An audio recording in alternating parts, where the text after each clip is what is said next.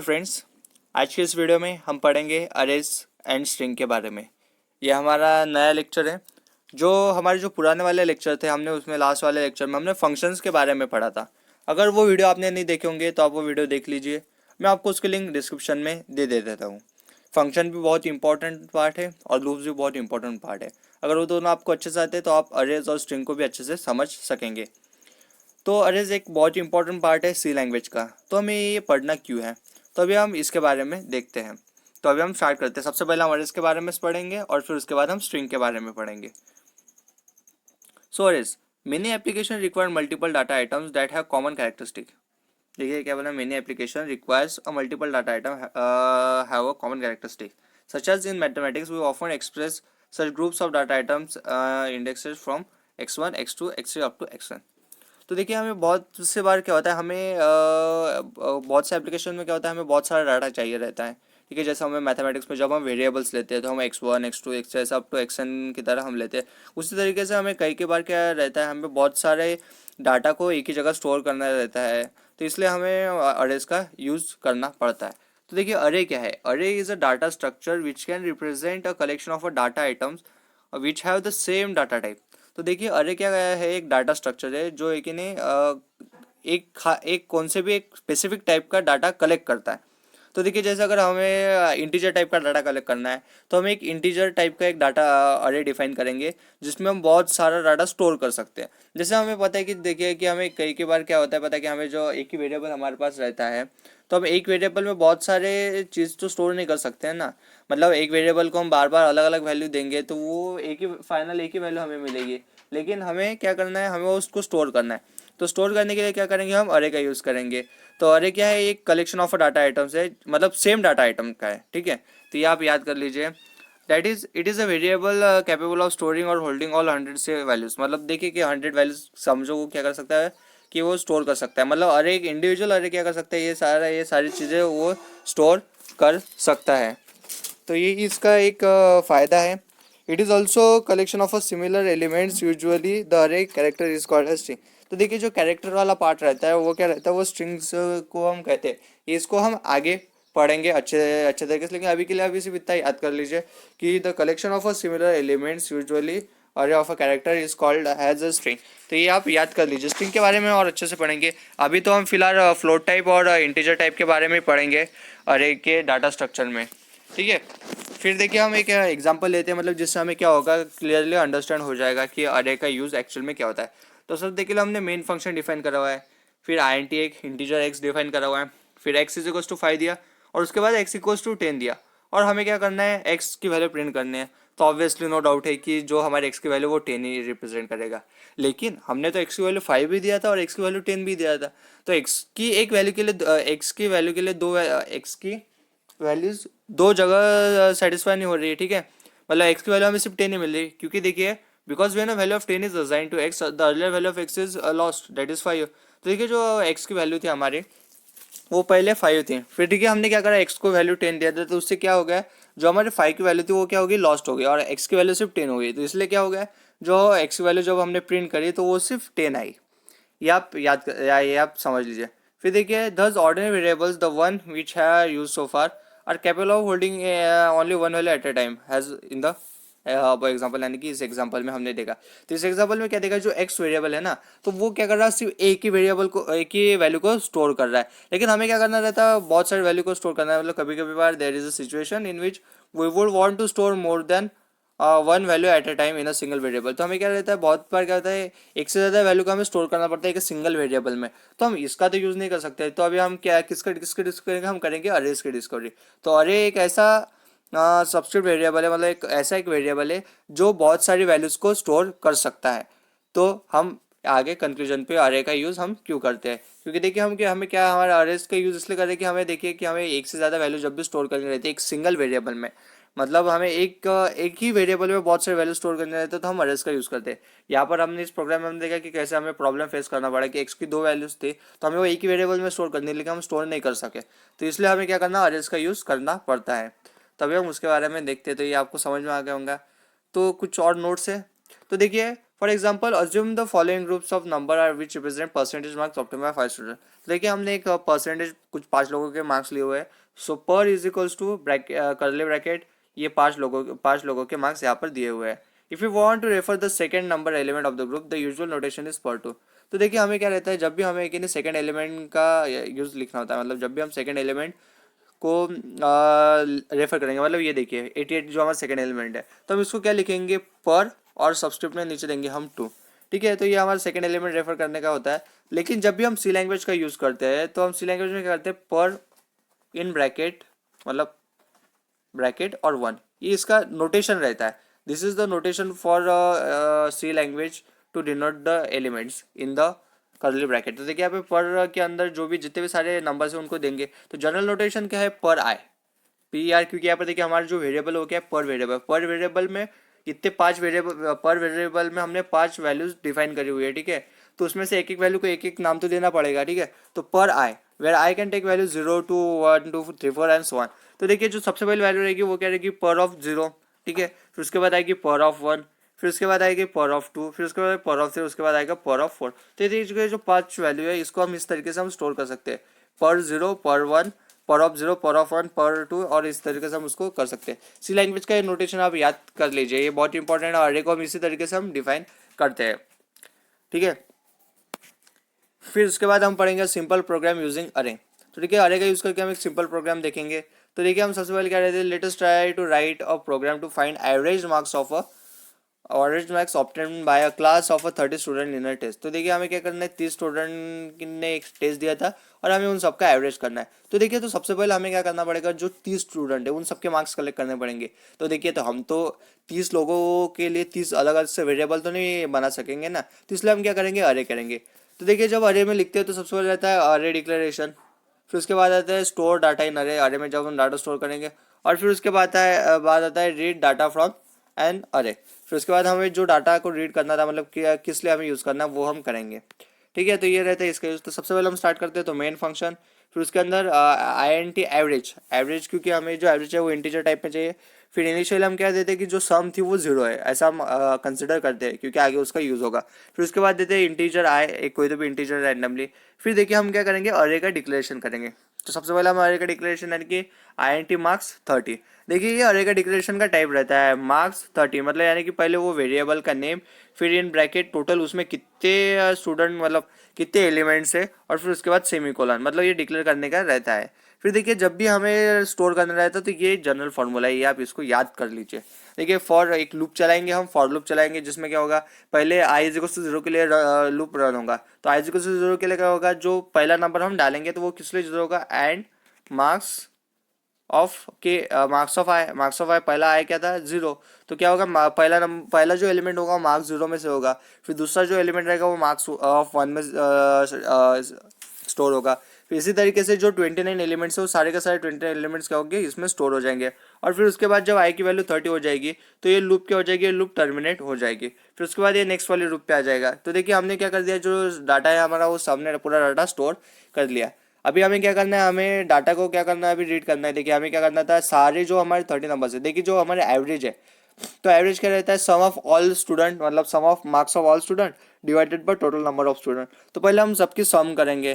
ठीक है, तो सम करेंगे लिए तो हम उसके लिए भी फिर से फॉर लूप चलाएंगे। ठीक है, तो सबसे पहले फॉर लूप चलाएंगे तो sum is equal to sum plus marks आए।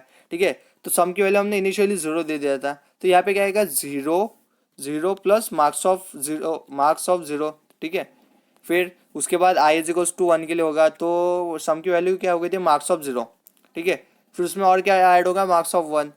ठीक है, फिर ऐसे क्या बचा, मार्क्स ऑफ 2 पर मार्क्स ऑफ 2। ऐसे जब हम लूप को चलाएंगे तो उससे क्या हो जाएगा, ये सारे वेरिएबल्स एक के बाद क्या हो जाएंगे, रीड होते जाएंगे, और इसी के साथ सम की वैल्यू हमें मिल जाएगी टोटल। जब पूरा लूप कंप्लीट हो जाएगा, लूप कंप्लीट हो जाएगा, सम की वैल्यू मिल जाएगी। फिर उसके बाद हम एवरेज निकालेंगे, average is equal to sum by 30, और फिर उसको क्या करेंगे, हम प्रिंट करेंगे। तो देखिए ये था हमारा प्रोग्राम, सिंपल प्रोग्राम यूजिंग अरे। तो हमने क्या करा इसमें सबसे पहले अरे डिक्लेरेशन, फिर स्टोर डाटा इन अरे, एंड फिर डाटा को रीड कर दिया। ठीक है, ये था सिंपल प्रोग्राम। तो अभी हम इसको देखेंगे। तो हमने अरे डिक्लेरेशन फर्स्ट डिक्लेयर द अरे एंड इट्स साइज। तो हमने अरे कैसे डिक्लेयर कर दिया, आई एन टी मार्क्स 30। तो 30 जो थे उसकी साइज थी, और मार्क्स क्या है, वो वेरिएबल का नाम था। The bracket tell us the compile that we are dealing with array. तो ये वाला जो ब्रैकेट है, ये वाला ब्रैकेट क्या बताता है हमें कि हम अरे के साथ डील कर रहे हैं। फिर till the array elements are not given any specific value they are suppose to contain garbage value. जब तक हम अरे एलिमेंट्स को कुछ ना कुछ वैल्यू नहीं देते तब तक वो क्या कंसिडर करेंगे, उसमें गार्बेज वैल्यू मतलब गार्बेज वैल्यू रहती है, हम ऐसा उसमें कंसिडर करेंगे। क्योंकि देखिए हमने जब हमने प्रोग्राम लिखा तो देखिए जब हमने यहाँ पर अरे को डिक्लेयर करने के बाद हमने उसको उसकी वैल्यूज दे दिया था। पहले हमने अरे डिक्लेयर किया, फिर उसके बाद हमने उसमें डाटा स्टोर कर दिया, मतलब उसमें कुछ भी गार्बेज वैल्यू नहीं रही। ठीक है, तो ये आप याद कर लीजिए कि जब तक आप उसको कुछ स्पेसिफिक वैल्यू नहीं देते तब तक उसमें गार्बेज वैल्यू कंसिडर रहता है। फिर एंटरिंग डाटा इनटू एन अरे, तो हमने क्या देखा था कि जो डाटा अरे करने के डाटा जब हमें एंटर करना रहता है तो ये बहुत इंपॉर्टेंट, याद कर लीजिए। कोई भी प्रोग्राम हो, अगर आपको डाटा स्टोर करना है, मतलब वो जो वेरिएबल्स को, स्पेसिफिक वेरिएबल्स को अगर नाम देने, नंबर को वेरिएबल वैल्यू देने, जैसे मार्क्स ऑफ 0 को वैल्यू देना है, मार्क्स ऑफ 1 को वैल्यू देना है, तो फॉर लूप चलाइए और उसमें प्रिंट करने लगा है, फिर मार्क्स दबाया, फिर एंटर से क्या हो जाएगा, वो सारे के सारे क्या हो जाएंगे, उसमें स्टोर हो जाएंगे। तो ये अरे का यूज़ है। फिर देखिए देर इज़ नो अरे एलिमेंट लाइक मार्क्स 30, तो देखिए उसमें कोई भी ऐसा मार्क्स 30 नाम का कोई अरे एलिमेंट रहता नहीं है। It's only define the size of that अरे, मतलब जो 30 है उसकी साइज डिफाइन करता है, उसमें 30 एलिमेंट्स रहते हैं लेकिन मार्क्स 30 नाम का कोई नहीं, मार्क्स 29 नाम वो आखिरी रहता है, तो आप याद कर लीजिए। फिर देखिए reading data into an array, when you all have added up the result divided by 30 number student to get average. तो देखिए हमने क्या करा था, पहले सम निकाला, पूरा फॉर लूप चला के हमने सम निकाला, फिर average is equals to sum by 30, मतलब total number of addition of total marks of the student divided by total number of student, और फिर हमने क्या करा, उसको प्रिंट करने लगा है। तो इस तरीके से हम क्या करते हैं, डाटा को रीड करते हैं। ठीक है, फिर it's note a before using an array type and dimension must be declare. देखिए जब भी हम डाटा का यूज़ करते हैं ना, मतलब अरे का यूज़ करते हैं ना, तो अरे का यूज़ करने के लिए हमें उसका टाइप और डिक्लेयर डायमेंशन डिक्लेयर करना बहुत ही जरूरी होता है। देखिए टाइप क्या है कि वो इंटीजर टाइप का है, और डिक्लेरेशन यानी कि 30, मतलब वो हमें डिफाइन करना बहुत ही ज़रूरी होता है। फिर अभी हम डिक्लेयर ऑफ अरे के बारे में थोड़ा बहुत और पढ़ेंगे। तो देखिए like variables the arrays are use in program must be declare before the use. जैसे हम वेरिएबल्स को डिफाइन करते हैं ना, तो उसी तरीके से हमें क्या करना है, अरेज को भी डिफाइन करना पड़ता है प्रोग्राम में उसको यूज़ करने के पहले।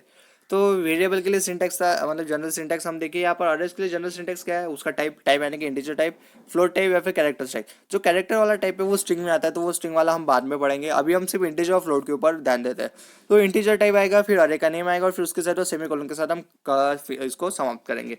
ठीक है, फिर उसके बाद आता है टाइप। टाइप क्या रहता है, specific the type of element that will contain in the array. तो देखिए जो टाइप रहता है, मतलब integer type, float type, character, ये स्पेसिफिक डिफाइन करेंगे उस एलिमेंट में कौन से एलिमेंट्स उसमें प्रेजेंट रहेंगे।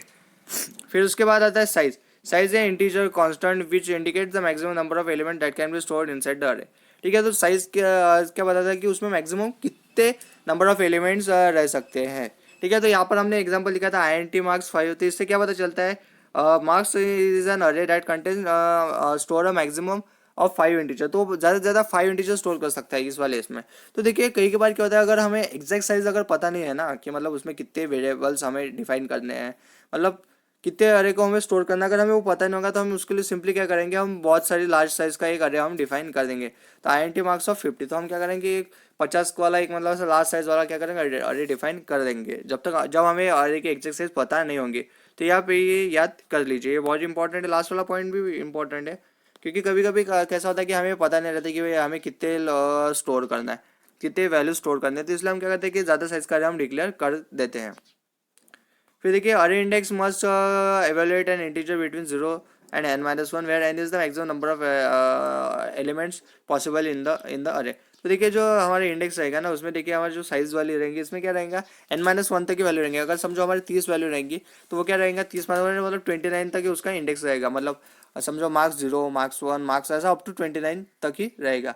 फिर देखिए remember that each array element is a variable in itself, it can use anywhere has a variable using the expression assignments and condition। तो देखिए जो हमारा मार्क्स वाले देखिए हमने क्या देखा था, marks of 0, marks of 1, marks of 2, तो ये है कि नहीं अलग से स्पेसिफिकली एक वेरिएबल हम इसको कंसिडर कर सकते हैं, और अगर हमने प्रोग्राम में इसको कहीं और यूज़ करना है तो हम उसको भी यूज़ कर सकते हैं। फॉर एग्जाम्पल देखिए एन अरे is defined has INT x10।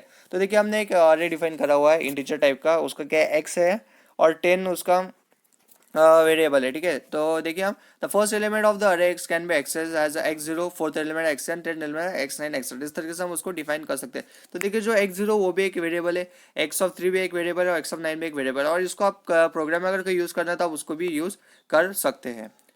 फिर उसके बाद आता है हाउ इज एन अरे स्टोर्ड इन द मेमोरी। अरे को स्टोर कैसे करना है मेमोरी में। तो हम सबसे पहले देखेंगे starting from a given memory location the successive array elements are located in space consecutive memory location. तो देखिए वो क्या होता है, कॉन्सेक्यूटिव स्पेसिफिक लोकेशन में वो क्या होता है, स्टोर होते हैं। जैसे हमें देखिए एक्स क्या है, एक starting number starting address of an array in the memory, के क्या है, नंबर ऑफ बाइट्स कलेक्टेड पर अरे एलिमेंट, और A of I is a collected memory location address of X plus I. तो देखिए हम देखिए जो पहला एलिमेंट 12 वो किस पे स्टोर है, 65508। ये नीचे वाला एड्रेस है और ऊपर वाले एलिमेंट से। तो देखिए दो से क्या हो रहा है, नीचे वाले बढ़ रहे हैं। ठीक है, मतलब क्या हो रहा है, स्पेसिफिक टाइप से वो क्या हो रहा है, बढ़ते जा रहे हैं। तो ये आप याद कर लीजिए, मतलब याद करने की कोई ज़रूरत नहीं है, ये आपको पता होना चाहिए कि भाई किस तरीके से वो स्टोर होते हैं।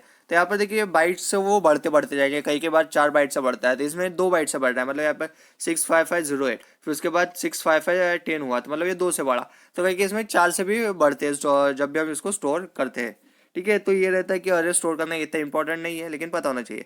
फिर इनिशियलाइजेशन ऑफ अरे। तो देखिए इनिशियलाइजेशन ऑफ अरे मतलब हम क्या करते हैं, अरे को हम उसको वैल्यूज दे देते हैं। जैसे देखिए INT मार्क्स और उसको वैल्यूज दे दिया था, 5 है तो 5 वेरिएबल्स को हमने नाम दे दिया, जैसे कैरेक्टर नेम 4, और ऐसे हम 4 हमने दे दिया था।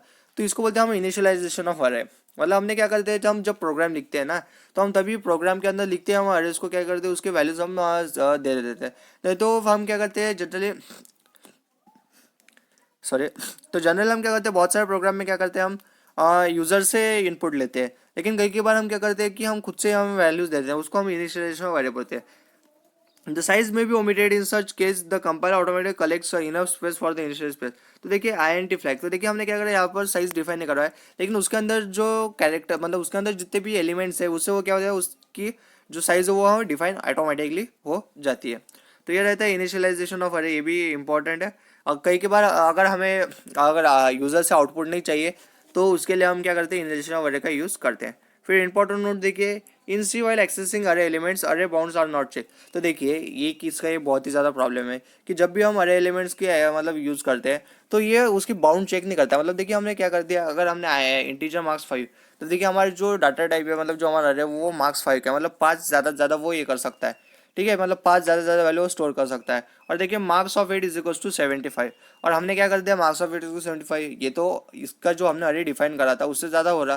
तो the above assignment would not necessary cause an error. तो इससे क्या होगा, एरर तो नहीं होगा, लेकिन जो हमारे रिजल्ट रहेंगे उसमें एक अनप्रेडिक्टेबल रिजल्ट आएगा। मतलब उसमें जो रिजल्ट आएगा वो अलग ही कुछ और आएगा, जो हमें रिजल्ट चाहिए वो नहीं आएगा। मतलब कभी कैसे गार्बेज वैल्यूज़ का इसमें थोड़ा सा ज़्यादा प्रॉब्लम आ सकता है। तो ये बहुत इंपॉर्टेंट पार्ट है कि जो बाउंड चेक नहीं करता, तो इसलिए फिर हमें उसमें स्पेसिफिकली डिफाइन करना पड़ेगा कि we have array of that much size and you have to only give that much value. मतलब अगर हमें 5 का हमने एरे डिफाइन करवाया साइज का, तो उसको 5 ही एलिमेंट देने चाहिए, उससे ज़्यादा वो दे नहीं सकता है। ठीक है, तो ये था इसके बारे में। अभी तो हमने देख लिया कि बेसिक जो पढ़ा था अरेज के बारे में वो पढ़ लिया। तो अभी हम उसके बारे में जो थोड़ा पार्ट, मतलब एग्जाम्पल को देखेंगे कि हम एग्जाम्पल को किस तरीके से हम लिख सकते हैं, उसको अलग अलग तरीके से हम किस तरीके से लिख सकते हैं। तो वो अभी हम अगले वाले वीडियो में देखेंगे। तो इस वाले वीडियो में हमने कुछ सीखे, इनिशियलाइजेशन, डिक्लेरेशन, स्टोर, या हमने पढ़ लिया। अगर आपको इसमें कुछ डाउट आता है तो आप प्लीज़ कमेंट बॉक्स में मेंशन कीजिए। और अगर आपको वीडियो पसंद आता है तो वीडियो को लाइक कीजिए, और चैनल को अगर सब्सक्राइब नहीं करूँगा तो चैनल को सब्सक्राइब कीजिए, और बेल आइकन को भी दबाएं। मतलब आपको आने वाले वीडियोस की जानकारी मिलेगी। हमने अरेज का भी बेसिक पढ़ लिया, अभी अरेज के बारे में थोड़ा एक प्रोग्राम के बारे में भी हम देख लेते हैं। फिर हमें उसके बाद 2D अरेज भी पढ़ना है, और फिर उसके बाद हम स्ट्रिंग पढ़ेंगे। तो अगर आपको वीडियो पसंद आए तो वीडियो को लाइक कीजिए, और चैनल को सब्सक्राइब नहीं करें तो चैनल को सब्सक्राइब कीजिए। और अगर कुछ आपको डाउट आता है तो कमेंट बॉक्स में प्लीज़ मेंशन कीजिए। Thank you.